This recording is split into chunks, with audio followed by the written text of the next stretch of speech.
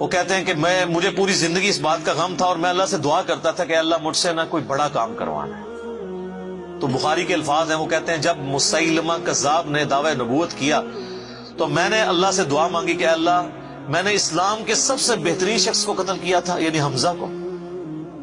اس میں کوئی شک نہیں ہے، میرا تو اجتہاد ہے. اگر حضور کی وفات کے وقت حضرت حمزہ زندہ ہوتے نا تو پہلا خلیفہ حضرت حمزہ نے بننا تھا، کیونکہ خلفائے راشدین جب موجود تھے، جب تک خلیفہ راشد نہیں وہ بنے تھے ابو بکر عمر عثمان و علی، ان کی موجودگی میں بھی حضور نے اپنا آرمی چیف حضرت حمزہ کو بنایا ہوا تھا. بدر میں حضرت ابو بکر عمر عثمان و علی میں سے تو کوئی نہیں تھا حضور کی طرف سے آرمی چیف. یا حضور ظاہر ہے حضور علیہ السلام کو تو میدان جنگ میں وہ نہیں آنے دیتے تھے، خیمہ پیچھے لگاتے تھے. احد میں تو چونکہ کافر آپ کے خیمے تک پہنچ گئے نا، اس لیے پھر آپ کو فرنٹ سے لیڈ کرنا پڑا. ادروائز بدر و احد میں آپ خود آگے جا کے نہیں لڑے. اور حنین کے موقع پر بھی 12,000 کا لشکر تھا اور صرف 80 بندے رہ گئے تھے. صحیح بخاری میں آتا ہے 12,000 میں سے، اور حضور اکیلے آگے جا رہے ہیں. اور پھر آپ کی دلیری کی وجہ سے آپ نے، بخاری کے الفاظ ہیں، آپ نے زمین سے یوں مٹھی بھری مٹی کی اور یوں کافروں کی طرف بھیجی، اور قرآن میں اس کا ذکر ہے وَمَا رَمَيْتَ إِذْ رَمَيْتَ وَلَكِنَّ اللَّهَ رَمَىٰ. اے نبی جب تم نے وہ کنکریاں پھینکی تھی وہ تم نے تو نہیں پھینکی تھی، وہ تو اللہ نے پھینکی تھی. بس وہ مبارک ہاتھوں کی برکت تھی. جب آپ نے یوں مٹی پھینکی تو سامنے جو قبیلہ حوازن کے لوگ جن کے تیروں کا مقابلہ کوئی نہیں کر سکتا تھا، ہر ایک کی آنکھ تک وہ کنکر پہنچا اور وہ اندھے ہو گئے. اور حضور فرنٹ سے لیڈ کرتے ہوئے انا النبی لا کذب، میں نبی ہوں اس میں کوئی شک نہیں، میں عبد المطلب کا بیٹا ہوں اس میں کوئی شک نہیں. یہ آپ علیہ السلام یہ اشعار پڑھتے ہوئے آگے گئے. تو نبی صلی اللہ علیہ وآلہ وسلم کے لیے حمزہ ابن عبد المطلب کی بڑی اہمیت تھی. تو اب واشی کہتا ہے جب مسیلمہ کذاب نے دعوی نبوت کیا تو میں نے اللہ سے دعا مانگی. دیکھیں اللہ تعالیٰ سب کی دعائیں سننے والا ہے. اور میں نے کہا یا اللہ مجھے موقع دے، میں اسلام کے بہترین شخص کو میں نے قتل کیا ہے تو میں اسلام کے بدترین دشمن کو بھی میں ہی قتل کروں.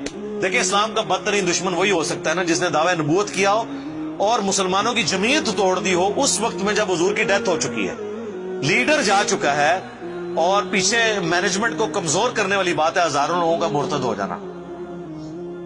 تو وہ کہتے ہیں کہ میں جب جنگ یمامہ کے لیے ندا کی گئی تو میں بھی اس لشکر میں شامل ہوا اور میں نے اپنے وہی نیزہ جس سے حضرت حمزہ کو مارا تھا، سر عمر سیریز میں انہوں نے یہ سین فلمائے ہیں، وہ نکالا اور اللہ سے مانگا.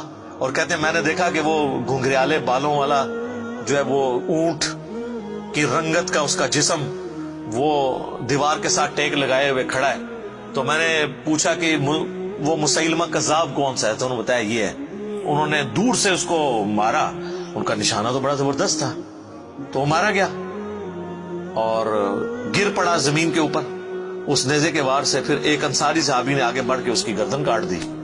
تو پھر وہ کہتے تھے کہ مجھے اللہ سے امید ہے کہ اللہ تعالیٰ اس نیکی کی برکت سے میری وہ غلطی معاف کر دے گا.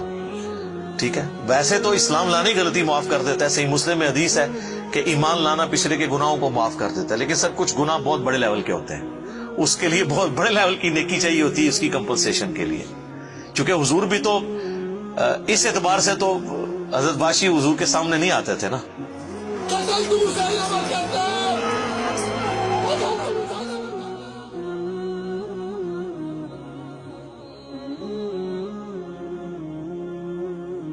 اور یہ کتنی بڑی ان کے لیے تکلیف دہ چیز تھی کہ جس نبی کا کلمہ پڑھا ہے وہ کہہ رہے ہیں مجھے شکل نہیں دکھانی. آپ اس تکلیف کو سوچ سکتے ہیں. ہاں اب میں یہ سمجھتا ہوں، اللہ سے امید کرتا ہوں کہ قیامت والے دن حضرت واشی حضور کے سامنے اس اعتبار سے پیش ہو سکتے ہیں کہ مجھ سے یہ غلطی ہوئی تو یا رسول اللہ دیکھیں آپ کے سب سے بڑے دشمن کو بھی میں نہیں قتل کیا. تو یہ بہت بڑی سعادت ان کو ملی. رضی اللہ عنہم اجمعین وعلیہم السلام. صلاۃ بر محمد وآل محمد. اللہم صلی علی محمد وعلی آل محمد واصحابہ اجمعین الی یوم الدین.